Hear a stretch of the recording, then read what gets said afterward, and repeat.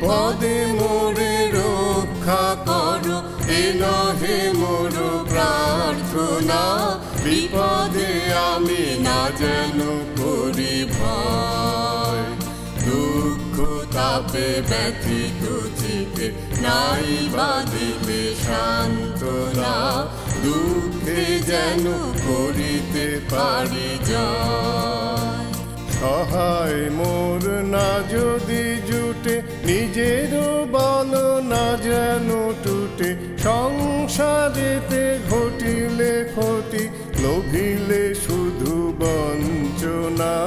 নিজেরও মনে না যেন মানে। সুপ্রিয় দর্শক, সবাইকে আমন্ত্রণ জানাচ্ছি প্রমাণিত অপ্রমাণিত আইনের সহজ পাঠ আইন বিষয়ক অনুষ্ঠানে। দুঃখজনক হলেও সত্য যে আমরা আমাদের সমাজকে যৌতুক মুক্ত করতে পারিনি, যার ফলে প্রতিনিয়ত পত্রপত্রিকায় এবং সামাজিক মাধ্যমে দেখা যায় নারীরা নির্যাতনের শিকার হচ্ছে। কখন বা কোথায় এর প্রতিকার পেতে হয় তা অনেকেরই অজানা। এই বিষয়ে সচেতন করতেই আজকে আমাদের অনুষ্ঠানের প্রসঙ্গ যৌতুক। আমাদের অনুষ্ঠানের দুটি অংশ থাকছে। প্রথম অংশে থাকছে নাটিকা এবং এর পরের অংশে থাকছে প্রাসঙ্গিক আলোচনা। প্রাসঙ্গিক আলোচনা অংশটি তুলে ধরছেন বরাবরের মতো মাননীয় বিচারপতি কৃষ্ণা দেবনাথ। প্রিয় দর্শক, এবার চলে যাচ্ছি এই পর্বের নাট্যাংশে।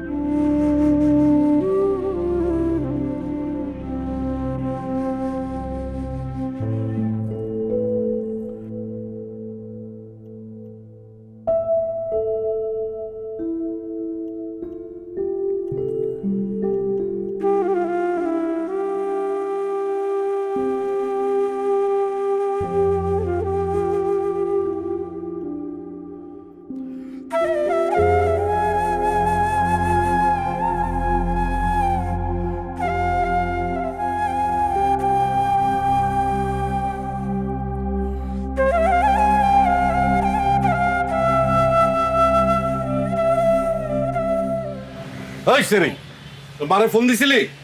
ফোন দিয়ে কইছস 5 লাখ টাকা দিতে? এই দফায় যদি 5 লাখ টাকা না দেয় তাহলে কিন্তু এক লাত্তি দিয়ে তোকে বাড়িতে তো ঘর পাঠাই দিব। ওরে মিঠা কথা কাম হইব? তোরা কতবার কইছি, কইছে কেন মার দে। মাইয়ার গায়ে মারের দাগ দেখলে শ্বশুরের হাতে এমনি এমনি খুলবো।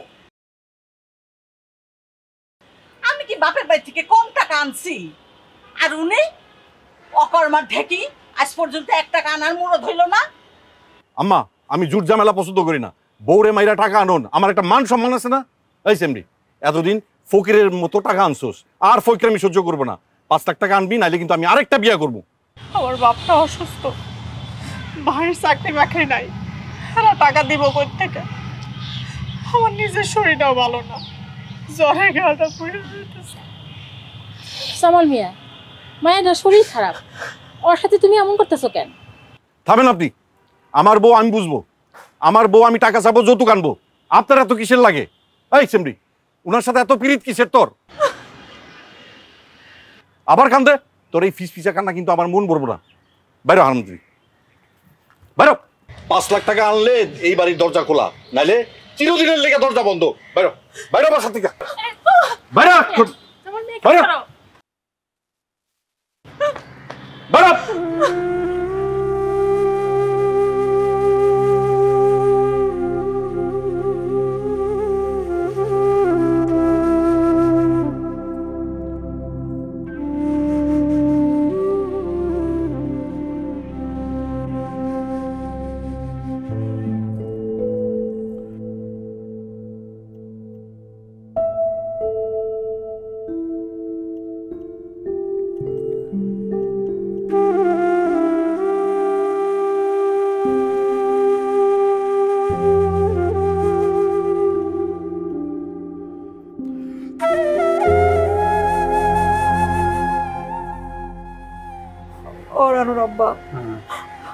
রানুর এখন কি হইব?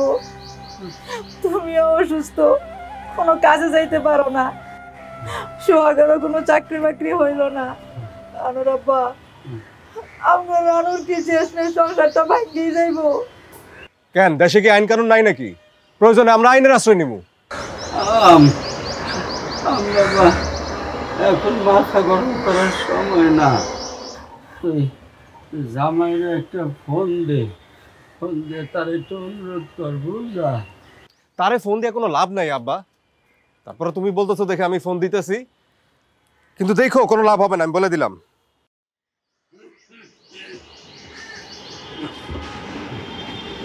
হ্যালো জামাল ভাই, ভাই আমি সোহাগ ভাই। আপনি তো জানেন যে আব্বা আজকে মেলা দিন ধরে অসুস্থ, আমারও চাকরি বাকরি নাই। একটু যদি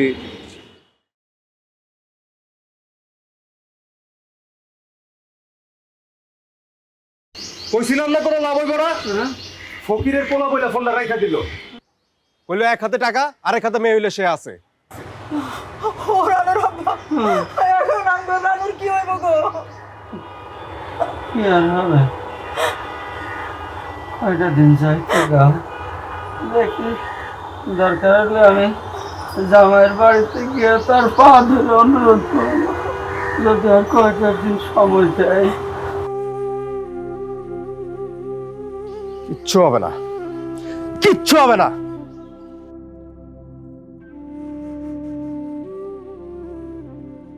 জানার মা, মেয়েটার মুখের দিকে তো তাকাইতে পারি না। বছর ঘুরে গেল, মাতব্বর ময় মুরব্বী সবাই নিয়ে দরবার সালিশ তো কম করলাম না, জামাইরা কত অনুরোধ করলাম, কিছুতে তো কিছু হইল না। কি করি কত? আমাদের শেষ সম্বল বলতে তো এই বাড়ি ভিটাটুকুই আছে। এইটা বেশি অত যৌতুকের টাকা হইব না। ছেলেটাও পথে পথে ঘুরতেছে, একটা চাকরি পাইতেছে না, ছোটখাটো কোনো ব্যবসাও শুরু করতে পারতেছে না। মাইয়ারা 2-4টা কাঁথা সেলাই করে যে কটা টাকা পায় কোনো রকমে নিজের হাত খরচটা চালায়। সোহাগ, দেখতো বাবা কে? কে? কারে চান? রানু খাতুনকে যাচ্ছিলাম। কারে চান? আমি ইউনিয়ন পরিষদ থেকে আসছি। রানু খাতুনের নামে একটা চিঠি আছে। কিসের চিঠি? তালাকের চিঠি। হ্যাঁ, কি বলে? হ্যাঁ? ভাই, এই যে এখানে একটা সই করে আপনার তালাকের কাগজটা নিতে হবে।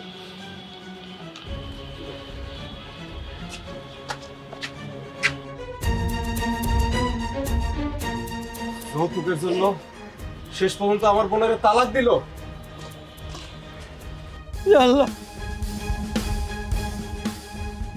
আব্বা আমি তোমার আগেই কইছিলাম মামলা করো, এইভাবে হইতে পারে না। আমরা আজকে শহরে যাই, টাকার একটা ব্যবস্থা হইবই। আমার বন্ধুর বড় চাচা উকিল, আমার বিশ্বাস সে মামলাটা কম টাকায় নিবে। আজান যা, তুই রানুরে লয়া যাও উকিল সাহেবের কাছে, দেখ কিছু করতে পারিস কিনা। দেখ, রানুরে লয়া যা।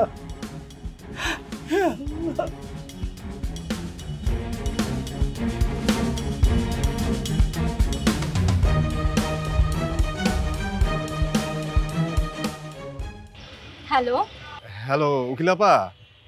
আপা আমি সোহাগ, রুবেলের বন্ধু। জি, আপনার সিনিয়র আপনার ফোন দিতে বলছিল। জি, আপনার কেসের কথাই সিনিয়র আমাকে বলেছিলেন। হ্যাঁ আপা, আসবো?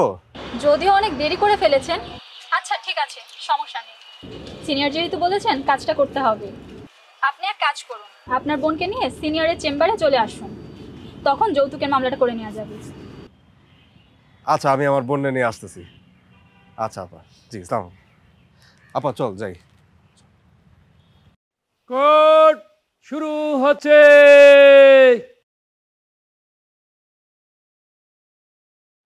রানু খাতুন বনাম জামাল শেখ মামলা শুনানির জন্য প্রস্তুত। শুরু করুন বিজ্ঞ আইনজীবী। ইয়োর অনার, আমার ক্লায়েন্ট রানু খাতুনের সাথে ইংরেজি 18 ফেব্রুয়ারি 2020 তারিখে জামাল শেখের বিবাহ হয়। বিবাহের সময় রানু খাতুনের বাবা খাট, বিছানাপত্র, বাসনকুসন, মোটরসাইকেল এই সব কিছু ছাড়াও নগদ 20,000 টাকা জামাইকে দেয়। বিয়ের 2-4 মাস পর থেকেই আসামি জামাল রানু বেগমকে অত্যাচার শুরু করে যৌতুকের জন্য। রানু বেগম কান্নাকাটি করে তার গরিব বাবা মা কখনো 5,000 কখনো 10,000 টাকা দিয়েছে জামাইকে, কিন্তু কিছুদিন থেকে জামাল বলেছে 5 লক্ষ টাকা না দিলে সে আবার বিয়ে করবে। সর্বশেষ ইংরেজি 23 এপ্রিল 2021 তারিখে জামাল 5 লক্ষ টাকা যৌতুক দাবি করে রানুকে তার বাবার বাড়িতে পাঠিয়ে দেয়।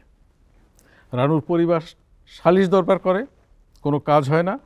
1 বছর এইভাবেই চলতে থাকে। রানু আশায় বসে থাকে কখন তার স্বামীর সুমতি হবে, কিন্তু গত 23 এপ্রিল 2022 তারিখে জামাল একটি তালাকনামা পাঠিয়ে দেয়। এরপরে রানু আসামির বিরুদ্ধে যৌতুকের মামলা করে। সাক্ষী দিয়ে দিন। সাক্ষী রানু খাতুন হাজির।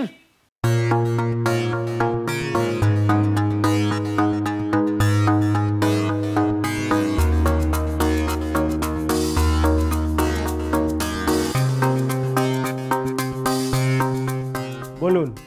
যাহা বলিব সত্য বলিব, যাহা বলিব সত্য বলিব, সত্য বই মিথ্যা বলিব না। সত্য ছাড়া মিথ্যা বলবো না।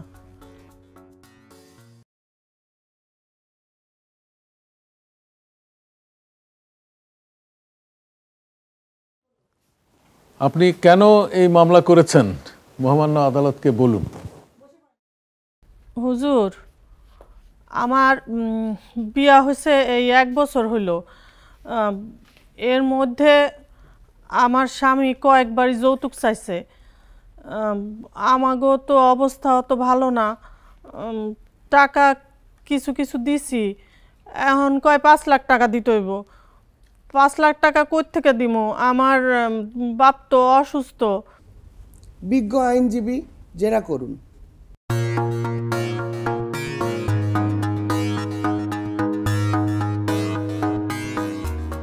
হ্যাঁ, দেখুন রানুমা, আপনাকে আমি বেশি কথা জিজ্ঞেস করব না। তা এতদিন তো আপনি আপনার স্বামীর বিরুদ্ধে মামলা করেননি, তালাক দেওয়ার পরে এখন আপনি মামলা করছেন, তাই না? হ্যাঁ হুজুর, হ্যাঁ, আশা করছি সব আপনি নোট করছেন। তা শুনুন রানু, এই যে যৌতুক চাওয়ার ব্যাপারটা একেবারে মিথ্যে, বানানো। আপনার স্বামী আপনাকে তালাক দিয়েছে আপনি আপনার বাপের বাড়িতে পড়ে আছেন বলে। আপনি সহ্য করতে না পেরে মিথ্যে অজুহাতে এই মামলাটা করেছেন। That's all your honour. সাক্ষী জোলেখা বেগম হাজির।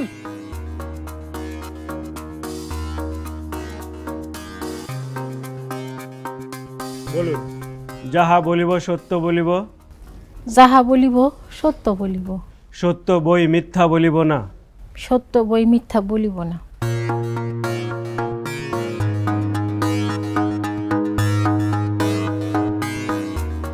আচ্ছা জুলেখা বেগম, আপনি তো জামাল শেখের পাশের বাড়িতেই থাকেন, তো সেদিন কি ঘটেছিল তা মহামান্য আদালতকে বলুন। আমি জামাল মেয়ের পাশের বাড়িতেই থাকি, আর ওই রানু বেগম 1 বছর ধরে বাপের বাড়িতেই আছে। যৌতুক নিয়ে তাগরের মধ্যে কোনো ঝামেলা হয়েছে কিনা এটা আমি বলতে পারবো না। ইওর অনার, আমি সাক্ষীকে বৈরী ঘোষণা করছি। আমি জেরা করার অনুমতি চাই।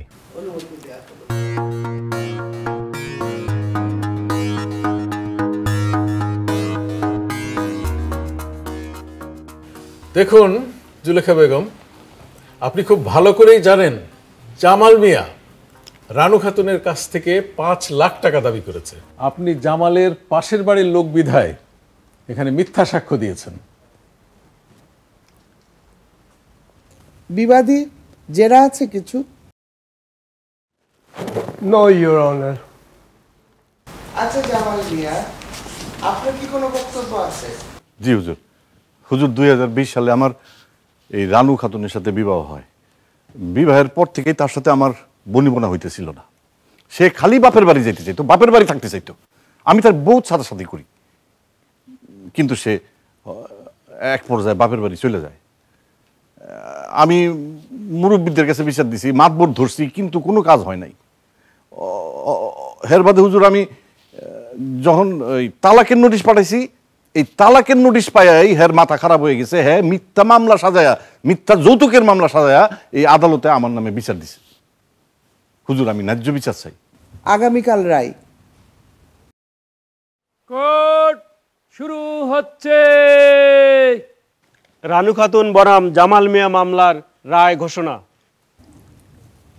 উভয় পক্ষের সাক্ষ্য প্রমাণাদি এবং সওয়াল জবাব পর্যালোচনা করে দেখা যায় যে রানু বেগমের কাছে বিবাদী জামাল মিয়া যৌতুক চেয়েছিল, এ বিষয়টি সন্দেহাতীতভাবে প্রমাণিত হয়নি।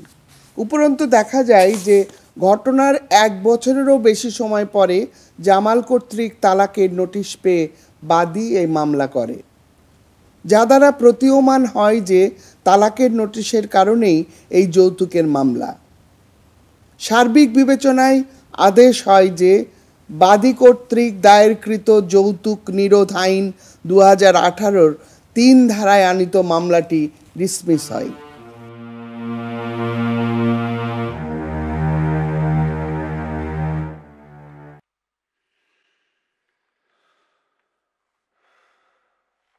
ও রানুর বাপ যৌতুকের দাবিতে ম্যাডারে তারাই দিল। এখন কি হইব, আমরা কি করব? কি আর করবো? মামলা করবো। দেশে কি আইন কানুন নাই নাকি? বাজান রে, মামলা করতে তো মেলা টাকা পয়সা লাগে, আমরা এত টাকা পয়সা কই পাবো? আব্বা তুমি কোনো চিন্তা করো না, আমাকে দেশে এখন জেলা শহরে গরিব গলিগা অফিস আছে, ওই লিগাল এইড না জানি কি কয়, ওইখানে গেলে গরিব গলিগা বিনা পয়সায় মামলা করা যায় সরকার থেকে। আমরা বুবুরে নিয়ে ওইখানেই যাই। যা যা বাজান, দেখ কি করা যায়। ম্যাডাম, আমার বুবু 1 বছর আগে বিয়ে হয়েছিল জামাল ভাইয়ের সাথে, কিন্তু বিগত কয়েক মাস আগে আমার বুবুরে বাড়িতে পাঠাই দিছে, দিয়া 5 লাখ টাকা চায়। এখন ম্যাডাম আমরা তো অসহায় মানুষ, কি করবো একটু কোন? দেখুন, আপনাদের সব কথাই শুনলাম, কাগজপত্রও দেখলাম। আমার মনে হয় আপনাদের মামলাটা খুবই তাড়াতাড়ি করা জরুরি, কারণ যে কোনো সময় জামাল আরেকটা বিয়ে করে ফেলতে পারে, অথবা আপনাকে তালাকও দিয়ে দিতে পারে। সেই ক্ষেত্রে বিষয়টা অনেক জটিল হয়ে যাবে। আমার অফিসে এই মামলার সব ধরনের খরচ বহন করবে। মনে রাখবেন, সরকার কর্তৃক এই লিগ্যাল এইড অফিস পরিচালিত হয়। আপনাদেরকে কোনো ধরনের টাকা পয়সা খরচ করতে হবে না, আমি সব ব্যবস্থা করছি।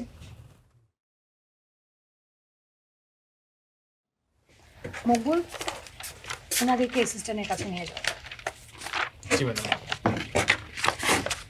আপনারা আসেন আমার সাথে। কোর্ট শুরু হচ্ছে।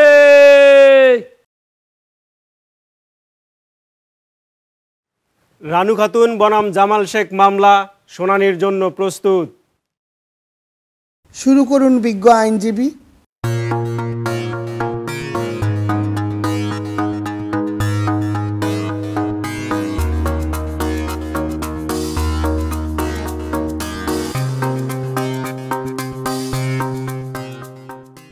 সাক্ষী দিয়ে দিন।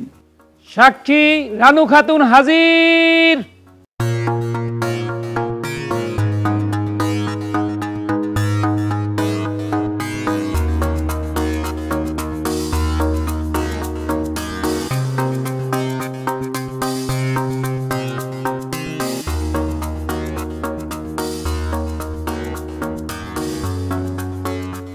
রানু খাতুন, আপনি কেন মামলা করেছেন মাননীয় আদালতকে বলুন। হুজুর, 1 বছর আগে তো আমার বিয়ে হয়েছে, তারে বিভিন্ন সময় 5,000 10,000 করে টাকা দেয়া হয়েছে। আমার বাপ তো অসুস্থ, বাইটাও বেকার, টাকা কই থেকে দিব? এখন আর ওই টাকা এসে মানতেছে না। এই 2 মাস আগে কয় 5 লাখ টাকা দিতে হইব, আমরা কই পাবো 5 লাখ টাকা? দিতে পারতাছি না দেখে অত্যাচার করে আমারে বাড়ির থেকে তাড়াই দিছে। হুজুর আমি এর বিচার চাই। আমার ভাই কইল যে শহরের লিগ্যাল এইড অফিস আছে ওইখানে যাইতে, ভাইয়ের লগে ওই জায়গায় গেছি, যাইয়া কেস করছি। হেরা কইছে কেস করতে কোনো টাকা পয়সা লাগবো না। এখন আপনি একটা বিচার করেন। জেরা করুন।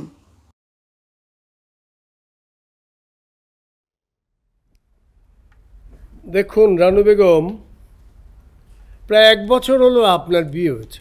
জি। তা আপনি শ্বশুরবাড়িতে কতদিন ছিলেন, নাকি আদৌ ছিলেন না? আমি ওইখানেই ছিলাম।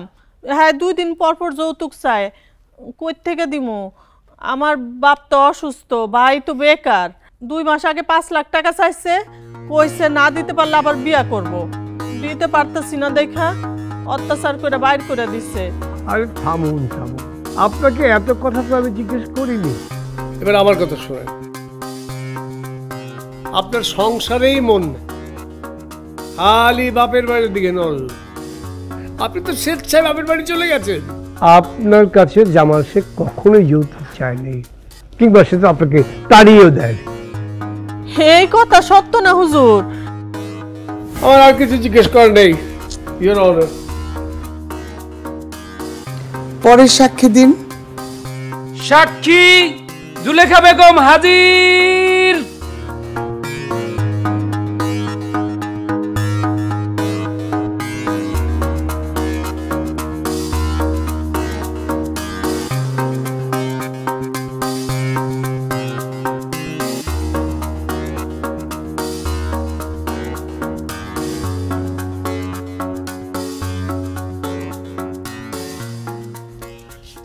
তো জুলেখা বেগম, ঘটনার দিন তো আপনি ঘটনাস্থলে উপস্থিত ছিলেন, তো কি ঘটেছিল আপনি বলুন।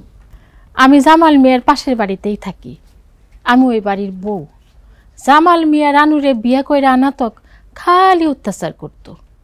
রানু আমাদের সাথে দুঃখের কথা বলতো, কিন্তু ঘটনার দিন জামাল মিয়া রানুর কাছে 5 লাখ টাকা যৌতুক দাবি করে।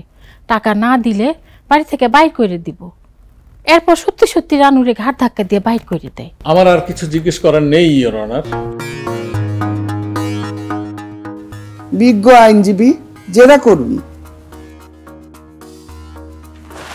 আচ্ছা জুলেখা বেবি, আপনার স্বামীর সাথে জামাল শেখের এই জমি জমা নিয়ে বিবাদ কতদিনের জন্য? আমার স্বামীর সাথে তো ওই জামাল শেখের কোনো বিরোধ নাই। দেখুন, আপনি আদালতে এসে এই মিথ্যা কথা বলবেন না। আমি কোনো মিথ্যা বলছি না, আমি যা সত্য তাই বলতেছি। রানু একজন অসহায় মেয়ে, আমি যা দেখছি এটাই বললাম। আমার আর কিছু জিজ্ঞেস করার নাই ইওর অনার। আচ্ছা জামাল মিয়া, আপনার কি কোনো বক্তব্য আছে? হুজুর, 1 বছর আগে আমার রানু খাতুনের সাথে বিবাহ হয়, কিন্তু সংসারে এর কোনো মন নাই, খালি বাপের বাড়ির দিকে টান, বাপের বাড়ি চলে যেতে চায়। ঘটনার দিন এক পর্যায়ে সে বাপের বাড়ি চলে যায়, তারপরে সে ওইখান থেকে আমার নামে একটা মিথ্যা মামলা দিয়ে আমার ফ্যাসাদে ফেলে। হুজুর, আমি ন্যায় বিচার চাই। আর কোনো সাক্ষী আছে? ঠিক আছে, তাহলে আগামী রবিবার সওয়াল জবাব আর রায় ঘোষণার দিন ধার্য হলো। কোর্ট শুরু হচ্ছে। রানু খাতুন বনাম জামাল শেখ মামলার রায় ঘোষণা। উভয় পক্ষের সাক্ষ্য প্রমাণ ও যুক্তিতর্ক পর্যালোচনায় দেখা যায় যে রানু খাতুনকে 5 লক্ষ টাকা যৌতুক দাবি করে জামাল শেখ তাকে বাড়ি থেকে তাড়িয়ে দেয়। বিষয়টি সুস্পষ্টভাবে প্রমাণিত হয়েছে।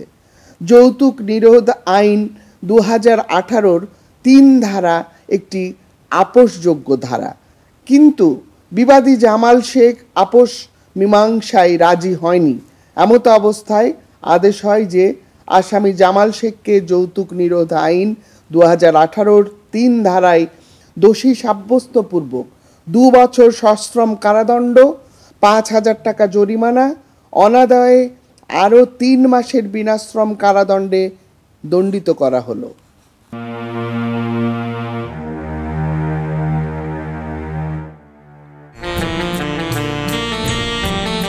সুপ্রিয় দর্শক শ্রোতা, আইন বিষয়ক অনুষ্ঠান প্রমাণিত অপ্রমাণিত আইনের সহজ পাঠে আপনাদেরকে আমন্ত্রণ জানাচ্ছি। আজকে আমাদের সাথে অতিথি হিসাবে উপস্থিত আছেন বাংলাদেশের প্রথম মহিলা ব্যারিস্টার রাবেয়া ভূঁইয়া। আমাদের পাশে আছে আমাদের জয়ী, সে আমাদের সাহায্যকারী হিসাবে কাজ করছে। আমরা আজকে আমাদের বিষয়বস্তু হলো যৌতুক বিষয়ক সমস্যা। আমরা একটি নাটকে দেখলাম যে যৌতুকের একটি ঘটনা ঘটেছে, সেই ঘটনায় সে বিচার পায়নি, আবার একই ঘটনায় সে বিচার পেয়েছে। প্রমাণিত এবং অপ্রমাণিত, এই যে প্রমাণিত অপ্রমাণিতর যে একটি গোলকধাঁধা, এটার থেকে বেরিয়ে আসার জন্য আমরা সহজভাবে সহজ করে কথা বলে নাটক দেখিয়ে সাধারণ মানুষের কাছে যেতে চেষ্টা করব। এটাই আমাদের এই অনুষ্ঠানের মূল লক্ষ্য। যৌতুক নিয়ে নাটকটি দেখলাম, এটি কিন্তু গ্রাম বাংলা না, শুধু শহরেরও একটি খুবই ঘরে ঘরে এই সমস্যা কিন্তু আছে, তাই না? এই যে যৌতুক নিয়ে প্রতিটি ঘর ভেঙে যাচ্ছে, বা যে যৌতুক একটি ব্যাধির মতো আমাদের সমাজে ঢুকে গেছে। আমরা যতই চেষ্টা করি না কেন এটার থেকে মুক্ত হতে, এটার থেকে কিন্তু মুক্তির আমি জানি না কিভাবে পথ আছে। মেয়েরা যতদিন সচেতন না হচ্ছে, মেয়েরা যতদিন নিজের পায়ে না দাঁড়াচ্ছে, যতদিন স্বাবলম্বী না হচ্ছে, আমার মনে হয় ততদিন এই যৌতুকের ব্যাধি কম বেশি থাকবেই। তো সেক্ষেত্রে একজন সমাজ সচেতনতার দিক থেকেও যদি আপনি বলতে চান, তাহলে সেখানে মেয়েদের একটা বিষয় আছে, যৌতুকের করাল গ্রাস থেকে নিজেকে মুক্ত করার একটি পথ হিসেবে কিভাবে এটা সচেতনতা সৃষ্টির মাধ্যমে আমরা সেখান থেকে মুক্তি পেতে পারি। আমরা আজকে এই আলোচনাটা আমরা যাদের জন্য করছি, সাধারণ মানুষের জন্য। তাদের কাছে যখন যৌতুক চাইবে কেউ, এবং কিভাবে সেখান থেকে তাদের মুক্তি পেতে হবে, কিভাবে তারা বিচার পাবে, সহজ করে আমরা নাটকে দেখিয়েছি। আমরা আরও সহজ করে আলোচনার মাধ্যমে তাদের কাছে পৌঁছাতে চাই। আমরা যেটা চেষ্টা করেছি, আমরা এই নাটকটি নিয়ে আমাদের জয়ী এটা নিয়ে রিসার্চ করেছে, কিছু প্রশ্ন জোগাড় করেছে। আমরা সেই প্রশ্নের মাধ্যমে আলোচনা করে দেখি আমরা এই দর্শকদের সামনে যেতে পারি কিনা, তাদের কাছে পৌঁছাতে পারি কিনা। আমরা কিছু প্রশ্ন জোগাড় করেছি, এখন জয়ী আমাদেরকে এই প্রশ্নগুলো বলবে। জয়ী, তুমি তোমার প্রশ্নগুলো আমাদেরকে জানো। জরিপের সাহায্যে আমরা আপনাদের কিছু প্রশ্ন পেয়েছি, আমি এখন সেই প্রশ্নগুলো উপস্থাপন করছি। আমাকে যৌতুকের দাবিতে বাড়িতে পাঠিয়ে দেওয়ার পরপরই তালাকের নোটিশ দিয়েছে, আমি কি এখন যৌতুকের মামলা করে প্রতিকার পাবো? যৌতুকের মামলাটা করতে গেলে স্ত্রী হিসাবে তার তালাকের আগে, অর্থাৎ তালাক দিয়ে দিয়েছে, এখানে 90 ডেজের মধ্যে সে তাকে মামলা করতে হবে। নাটকে যেটা দেখিয়েছি যে যৌতুকের দুটো ভাগ দেখিয়েছি। একটা দেখিয়েছি যৌতুক চাওয়ার পর সে বাড়িতে গেছে, সে অপেক্ষা করছে কবে তার স্বামী আবার ফিরিয়ে নিয়ে যায়, কিন্তু দেখা গেল যে যৌতুকের তালাকের নোটিশটা পেল 1 বছর পর, তখন সে যৌতুকের মামলা করলো। তো এই ধরনের হলে হয় কি, কোর্ট তখন ভাবে যে তালাক দিয়েছে, এই কারণেই সে মামলাটা করলো। ঠিক যৌতুকের বিষয়টি তখন আর প্রধান বিষয় হিসাবে সামনে আসে না আদালতের কাছে। সেজন্য এবং আমাদের এই নাটকের মধ্যেও কিন্তু আমরা দেখতে পেয়েছি, তালাকের নোটিশ দেওয়ার পরে যখন সে মামলাটি করলো, তখন দেখা গেল যে আদালত তাকে বিচারটি দিল না। কিন্তু যৌতুক চাওয়ার সাথে সাথে সে যখন বাড়িতে ফিরে গেল, তার ভাই তাকে লিগাল এইড অফিসে নিয়ে গেল, তাদের সেই ক্ষমতাটা ছিল না নিজেদের পয়সায় চালানোর জন্য মামলাটি, তখন লিগাল এইড অফিসে নিয়ে গেল, লিগাল এইড তাকে বলল যে হ্যাঁ তোমার মামলাটি ভালো আছে, তুমি মামলা করো। তালাকের নোটিশ পাবার পর মামলা করলে প্রতিকার পাবে কি পাবে না, সেটা ঠিক ঘটনার সাক্ষ্য প্রমাণটা কিভাবে আসবে আদালতের সামনে, আদালতের কাছে কতটা বিশ্বাসযোগ্য হবে সেই বিষয়টি, সেটার উপরে বোধহয় নির্ভর করে। আমরা এখানে যদি বলে দিই হ্যাঁ পাবে, হ্যাঁ পাবে না, অতটা বোধহয় সহজ নয়, তাই না? পরের প্রশ্নে যাই আমরা। আমাকে যৌতুকের দাবিতে প্রতিদিন মারধর করে, আমি কি যৌতুকের মামলা করব নাকি নারী ও শিশু নির্যাতন দমন আইনে মামলা করব? সবচেয়ে ভালো হয় তার জন্য নারী শিশু নির্যাতন অধ্যাদেশ 2000, সেটা যদি মামলা করে তাহলে ভালো হয়। কারণ মারধর যদি এখানে দেখা যায় মারধরের প্রকৃতিটা কীরকম, যদি হয় খুব বেশি মারধর করে, অর্থাৎ গ্রিভিয়াস বলি আমরা যেটাকে, সেটা হলে তাকে মারাত্মক আঘাত, হ্যাঁ মারাত্মক আঘাত, তাহলে সেখানে 11 ক্ষতে করতে হবে। আর যদি দেখা যায় কিছু মারধর করছে, তার কিছু চিহ্ন শরীরে আছে, কিন্তু সেটা গ্রিভিয়াস না, আবার মারধর হচ্ছে, সেখানে 11 গতে যাবে। সেখানে সে নারী নির্যাতন অধ্যাদেশ 2000-এ 11 গতে মামলাটা করতে পারে।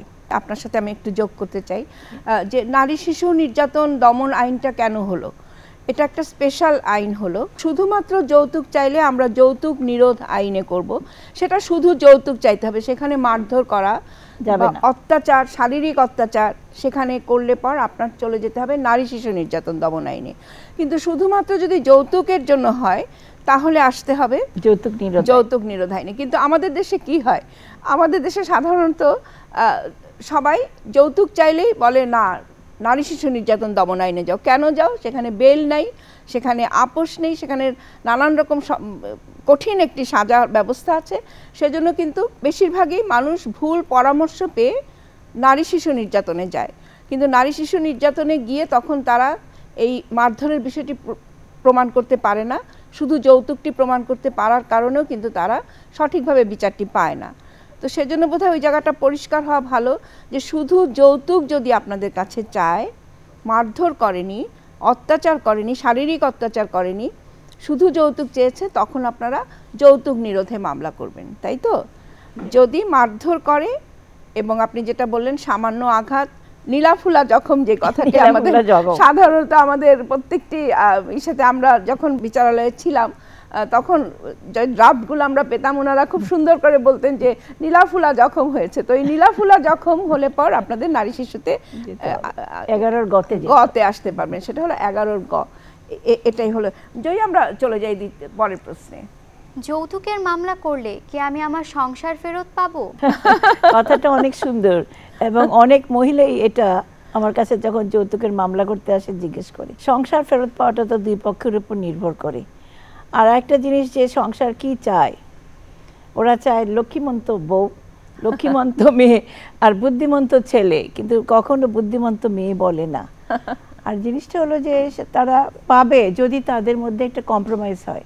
কারণ যৌতুক আইনে রয়েছে, আমাদের 2018 সনের আইনেও আছে, এইটার মধ্যে আপোষ করা যায়, পসিবিলিটি আছে, আপোষ করা যায়। দুই পক্ষ থেকে আপোষ করতে পারে, সেটা লিগেটেডের সহায়তা হতে পারে বা আত্মীয় স্বজনের সহায়তা হতে পারে। তো কাজে এখানে বোধহয় যে প্রশ্নটি এসছে, যৌতুকের মামলা করলে আমি কি সংসার ফেরত পাবো, এটি আমার মনে হয় পাওয়ার সম্ভাবনা আছে, যেহেতু একটা আপোষের বিধান আছে এবং আমরা আশাই করব যে সংসারটা টিকে থাকুক।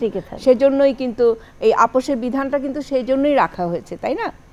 তো কাজেই যারা আইন প্রণেতা তারা কিন্তু এটি মাথায় রেখেছিলেন যে এখানে আপোষের বিধানটা থাকুক, অন্তত যদি সংসারটা টেকার একটি সম্ভাবনা দেখা দেয় তাহলে যেন সংসারটি টিকতে পারে। পরের প্রশ্নে যাই আমরা। আমি আমার বাবার কাছ থেকে সম্পত্তি পেয়েছি, আমার স্বামী টাকা চায় না, এই সম্পত্তি জোর করে লিখে নিতে চায়, এটা কি যৌতুকের মামলা হবে? এই প্রশ্নটিতে আমার যেটা মনে হয় যে মানে প্রশ্ন যে করেছে সে ভীষণ চালাক, কারণ তার মনে একটা ধারণা আছে যে টাকা চাইলে যৌতুক হয়, সোনা চাইলে যৌতুক হয় না, জমি চাইলে যৌতুক হয় না, কিন্তু কথাটা ঠিক না, তাই তো? আপনি বলুন। জি, যৌতুকের ডেফিনিশনে সংজ্ঞায় রয়েছে টাকা পয়সা, সম্পত্তি বা এর সাথে হতে পারে, যে কোনো জিনিস হতে পারে, ভ্যালুয়েবল সিকিউরিটি। তো সম্পত্তি তো একটা ভ্যালুয়েবল সিকিউরিটি, কাজে এটাও যৌতুকের মধ্যে পড়ে। অর্থাৎ যে কোনো রকমের মানে চাচ্ছে টাকা পয়সা বা টাকা পয়সার মূল্যবান একটা কিছু চাচ্ছে, তার বাড়ি লিখে দিতে বলছে, বাড়ি লিখে দিতে বলে। বেশিরভাগ বিয়েতে দেখা যায় অনেক সময় বাড়ি লিখে দিতে বলে, এবং সেটা বিয়ের পরেও হতে পারে, বিয়ের সময় হতে পারে, বিয়ের আগে হতে পারে, বিয়ে চলাকালীন হতে পারে। কাজে এইটা অবশ্যই যৌতুকের মধ্যে পড়ে। পরের প্রশ্নে যাই আমরা। একজন পরামর্শ চেয়েছেন, আমার স্বামী যৌতুক দাবি করে মারধর করলেও তাকে শ্বশুরবাড়ির কেউ বাধা দেয় না, আমি আমার স্বামীর সাথে শ্বশুর, শাশুড়ি, ননদ, দেবর সবাইকে আসামি করে একটা শিক্ষা দিতে চাই, এতে কি আমার মামলার ক্ষতি হবে? মামলার কোনো ক্ষতি হবে না, তবে হ্যাঁ সংসার কতটুকু থাকবে সেটা কথা। সবাইকে আসামি করে মামলা দেওয়া যাবে, কারণ এটা তো ক্রিমিনাল কেস, তো এটার মধ্যে যেমন এটা 11 গতে পড়ছে, অর্থাৎ তাকে মারধর করছে, সবাই আছে এর মধ্যে, তাদের একটা সম্মতিও রয়ে গেছে, তারা কেউ বাধা দিচ্ছে না, সবাইকে আসামি করে মামলাটা দেওয়া যেতে পারে। আমার এই শিক্ষা শব্দটিতে একটু আমি একটু বলতে চাই যে আপনারা যারা দর্শক শ্রোতা আছেন, দেখুন আসলে সংসার জিনিসটা কিন্তু শিক্ষা দেওয়ার জায়গা না, তাই না? মানে এটা হলো সমঝোতার জায়গা, দুপক্ষের সমঝোতা হবে, একটা ভালোবাসার সম্পর্ক থাকবে। সেখানে যদি আমার মনে এই কথা আসে যে তোমাকে আমি দেখে নেব, হ্যাঁ তোমাকে আমি শিক্ষা দিব, খুব একটা উদ্দেশ্যটা ভালো হবে না। আমরা যখন বিচার করতে গিয়ে আমাদের খুব খারাপ লাগতো যে আসলে যেই ধারায় এই মামলাটা থাকা উচিত ছিল সেই ধারার চাইতেও একটু বেশি বাড়িয়ে বলা একটু থাকে, যার ফলে কিন্তু যেটুকুন ছিল সেটুকুনের বিচারটুকুনও তারা পায় না। যেমন শুধু যৌতুক চাইছে, যৌতুকের জন্যই যদি শুধু মামলা করতো, মামলাটি তারা বিচার পেতে পারত, কিন্তু হয়তো মারধর করেছে, আঘাত করেছে, দুনিয়ার গল্প এনে যখন করে এটাকে আরও শক্ত করার জন্য, পরে দেখা যায় যে সাক্ষী সাবুত দিয়ে তারা সেটা প্রমাণ করতে পারছে না। তখন কি হয়, তখন তারা সেই যৌতুকের জন্য যে মামলাটি করা উচিত ছিল সেটাও কিন্তু সেই বিচারটুকুনো পায় না, তাই না? তো এই শিক্ষা দেব বিষয়টি বোধহয় আমাদের দুপক্ষেরই এই শিক্ষার বিষয়টি পরিহার করা ভালো, তাই না? আমি আপনার সাথে একমত দিদি যে এখানে আসলে শাশুড়ি ননদ, বিশেষ করে শাশুড়ি স্বামীর সাথে অনেক সময় সায় দিয়ে থাকে, এবং সেটা শাশুড়ি যদি ভালো থাকে স্বামী অনেকটা ঠিক হয়ে যায় একদম। কিন্তু বেশিরভাগ ক্ষেত্রে দেখা যায় শাশুড়ির দাবিটা যৌতুকের জন্য বেশি শক্ত থাকে, এবং বেশি করে শাশুড়িই চায়, স্বামীর চাইতে বেশি শাশুড়ির দাবি যে কেন আমার বাড়িতে সোনার গয়না বেশি করে নিয়ে আসলো না, টাকা পয়সা দিল না, এগুলি। এখানে আমাদের এই নাটকেও কিন্তু তাই হয়েছে। এই নাটকে কিন্তু যৌতুক যে মানে ভিকটিম, যে তার শাশুড়ি বলছে আমি আমার এই বাড়িতে কত কিছু আনছি বাপের বাড়ি থেকে, তুমি কিছু আনতে পারলা না কেন এখন? তার মানে কি? তার মানে শাশুড়ি বলছে আমি এত কিছু এনেছি, তুমি কেন পারছো না? এই যে ইন্ধন যোগানো, এই জায়গাগুলো আসলে আমাদের প্রত্যেকেরই বোধহয় এটা সামাজিক একটা সংস্কারের দরকার। আমরা যতদিন পর্যন্ত নিজেদেরকে সেভাবে তৈরি করতে না পারবো, আমাদের সবার একটু মানে শাশুড়ি বা যারা থাকেন মেয়েরা অন্তত এই জিনিসটা খেয়াল রাখা উচিত। সেই আমরা একেবারে শেষ প্রশ্নে চলে যাই। জয়ী, তুমি প্রশ্নটি করো আমাদেরকে। সর্বশেষ প্রশ্ন যেটি আছে, যৌতুক মামলার বিচার শেষে কতদিন লাগে? যে এখন তো যৌতুক মামলাগুলো এখন হচ্ছে ক্রিমিনাল প্রসিডিওর অ্যাক্ট অনুযায়ী, সেখানে এফআইআর হচ্ছে, সাক্ষীটাকে আসছে, পুলিশ রিপোর্ট দিচ্ছে, অন্যান্য আরও 10টা যেমন কয়েকটা মানে আমাদের ফৌজদারি কেস শেষ হতে যা লাগে সেগুলির তো অনেক দিন যায়। তবে আমার মনে হয় এই বিষয়টা আমাদের দিদি যিনি আছেন উনি তো সুপ্রিম কোর্টের সব জায়গায় ছিলেন, উনি জানেন কতদিন লাগে, কারণ ওনারাই দেখেন বিচারগুলি ওনারাই সম্পন্ন করেছেন। এখন দিদি আপনিই বলেন কতদিন লাগবে। এখানে আমি আমার একদম ব্যক্তিগত একটা অনুভূতির কথা ব্যাখ্যা করতে পারি। সেটা হলো যে আমি যখন অ্যাপিলেট ডিভিশনে কাজ করছিলাম তখন দেখতে পেলাম যে আমরা একটি সিভিল মামলার শেষ বিচারটা দিতে, যখন এটা তো সর্বশেষ আদালত তাই না আমাদের অ্যাপিল ডিভিশন, তখন আমার খুব অবাক লাগতো যে শেষ বিচারটা যখন আমি শেষ জাজমেন্টে আমরা সিগনেচার করছি, দেখা গেছে যে 30 বছর আগে প্রথম মামলাটি হয়েছিল, হ্যাঁ দেখা গেছে 25 বছর আগে এবং 40 বছর আগে। তো কাজে কতদিন লাগবে? কারণ এটা হয় কি একটা আদালতে এক পক্ষ হারলে আরেক আদালতে যায়, তারপর আরেক আদালতে, তারপরে আরেক আদালতে, এই যে এতগুলো ধাপ আছে এবং শেষ পর্যন্ত দেখতে চায়, লড়তে চায়। এবং শেষ বিচারটা কিন্তু এই পৃথিবীতে যদি এই কোর্ট কাচারিতে কতদিন লাগবে এটা বলাটা আমার মনে হয় কারোর পক্ষে সম্ভব না। আমার মনে হয় ধরে নিতে পারা যায় যে একটি মামলা শুরু হলে, এ ধরনের মামলা 10 বছর থেকে 30 বছর একটি ধারণা নিয়ে বোধহয় আগানোই ভালো। এই জন্য বলছিলাম যে দর্শক শ্রোতা আপনারা আদালতে আসুন, মামলা করুন, কিন্তু এই বিষয়গুলো ভাবুন যে না করে নিজেদের মধ্যে আপোষ করে যদি করা সম্ভব হয় তাহলে সবচাইতে ভালো। আমাদের আলোচনা আজকে একদম শেষ পর্যায়ে আমরা চলে এসেছি। ব্যারিস্টার রাবেয়া ভূঁইয়া, আপনাকে পেয়ে অনেক ধন্যবাদ, আপনি এসছেন আমাদের মাঝে। জয়ী, তোমাকেও একটি ধন্যবাদ জানাচ্ছি, একটু তুমি এত কষ্ট করে প্রশ্নগুলো জোগাড় করেছো। দর্শকদের যোগাযোগের ঠিকানাটি তুমি একটু বলে দাও। আইন সংক্রান্ত সকল বিষয়ে প্রশ্ন করতে আপনারা আমাদের ফেসবুক অফিসিয়াল পেজ ভিজিট করতে পারেন। ফেসবুক অফিসিয়াল পেজের ঠিকানা www.facebook.com/btv.gov.bd। আমাদের ইউটিউবের ঠিকানা www.youtube.com/@BangladeshTelevision-BD। আজকের অনুষ্ঠানটি আমরা এখানেই শেষ করছি। আপনাকে অনেক ধন্যবাদ, আপনি আপনার মূল্যবান সময় দিয়েছেন এবং দর্শক শ্রোতাদেরকে বলছি আপনারা আমাদের এই অনুষ্ঠানের সাথে থাকুন, আপনাদের সাথে আমরা আছি। ধন্যবাদ। বিপদে মোরে রক্ষা রক্ষা করো এ নহে মোর প্রার্থনা বিপদে আমি না যেন করি ভয় দুঃখ তাপে ব্যথিত চিতে নাই বাঁধিলে সান্ত্বনা দুঃখে যেন করিতে পারি জয় সহায় মোর না যদি জুটে নিজেরও বল না যেন টুটে সংসারেতে ঘটিলে ক্ষতি লোভিলে শুধু বঞ্চনা নিজের মনে না যেন মানে